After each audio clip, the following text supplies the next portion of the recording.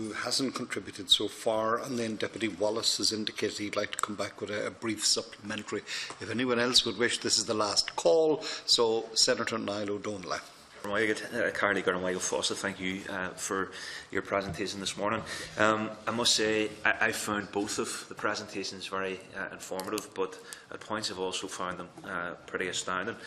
And the reason why I say that is exactly the same as what I said to you the last time you were here. It's because, I suppose, in my experience as an elected representative previously in the North, the engagement that I have had with police instructors and police and oversight bodies, while by no means perfect, are very different. And Josephine, you had mentioned in terms of course, your contribution, the importance and the significance of transparency, and I agree with you.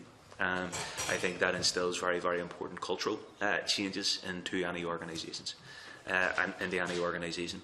But for me, while transparency is critical, the other aspect of it has to be accountability.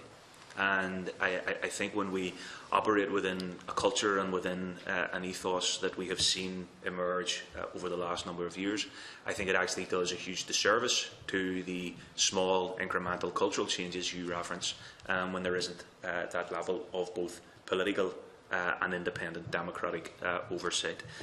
So I do have to say, in terms of some of the things I've heard, I just find it incomprehensible that those proactive accountability mechanisms haven't yet been put in place in this state, given that we aren't operating, albeit the legacy which Deputy Brophy spoke about. We don't have the same complex history that policing in the North would have had in terms of the transformation that it has seen over the last number of years. And the biggest dynamic, I suppose, in that change was the injection of an international independent review from top to bottom.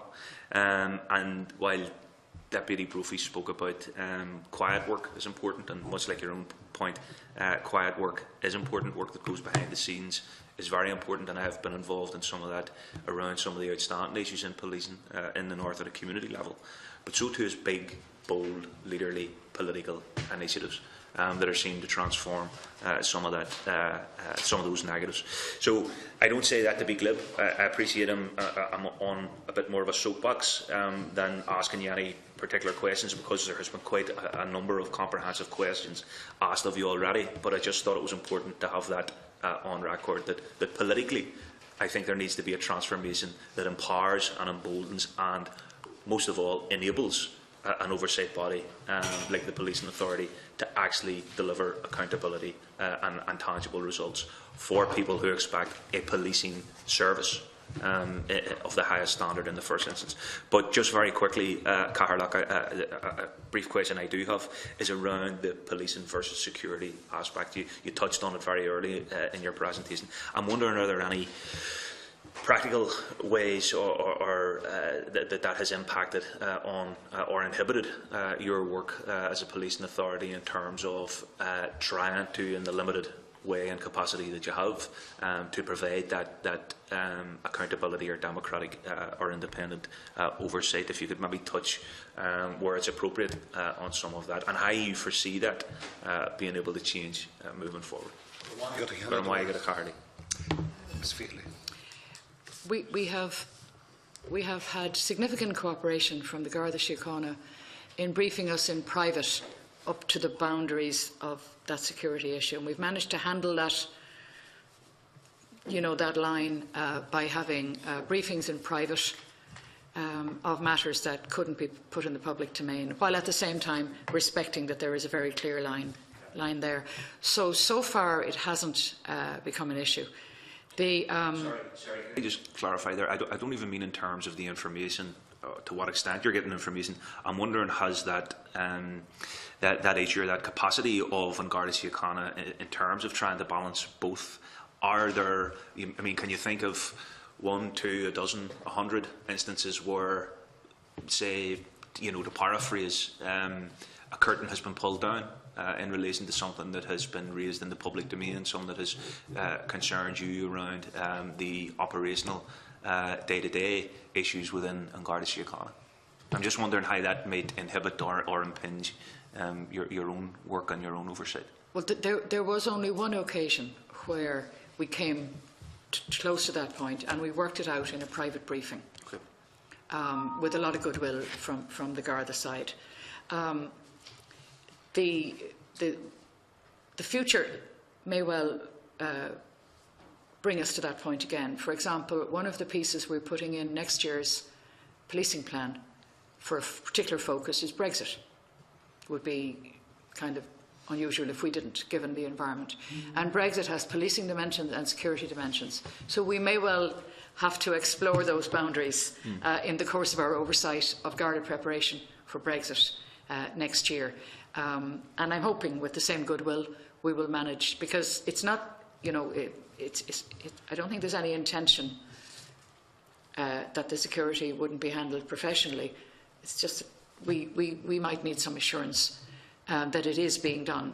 So I just anticipate that boundary issue could become more live for us next year in the context of our oversight of the Gardaí preparedness for Brexit.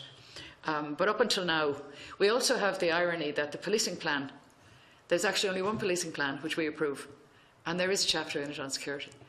So that's another one of those funny things in the legislation that we will be recommending needs something done about it.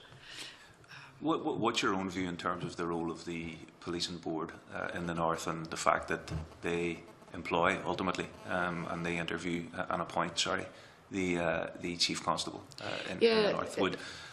Do you look on in other, or what's your view on that in terms of this state and how that might change? We look in horror at some of the things we do.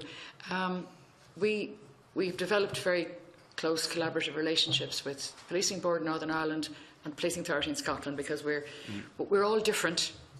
And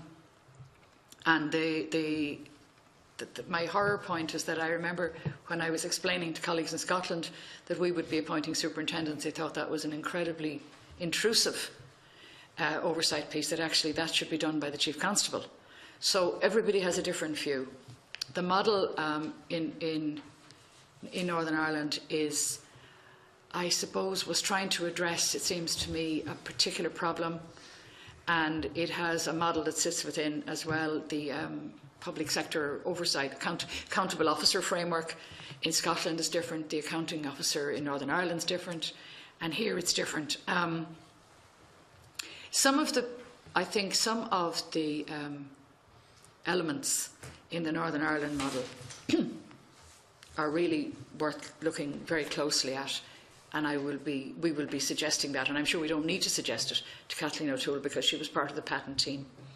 And then there are other elements that really probably should remain with the Chief Constable rather than with, for example, I know they do issue to do with pensions and so on. I don't know what that has to do with policing accountability or oversight. So every country has chosen a model which is maybe not, it's good, but maybe not perfect. In terms of the resource it takes for us, I certainly like the lighter recruitment model that they have in Northern Ireland and Scotland, which extends only to assistant commissioners, where it wouldn't have to be, and they delegate the recruitment below that, or the appointments below that, to the Chief Constable. So it's different. Some elements they have I'd like, some elements I have they would be horrified if they had to do it. Okay,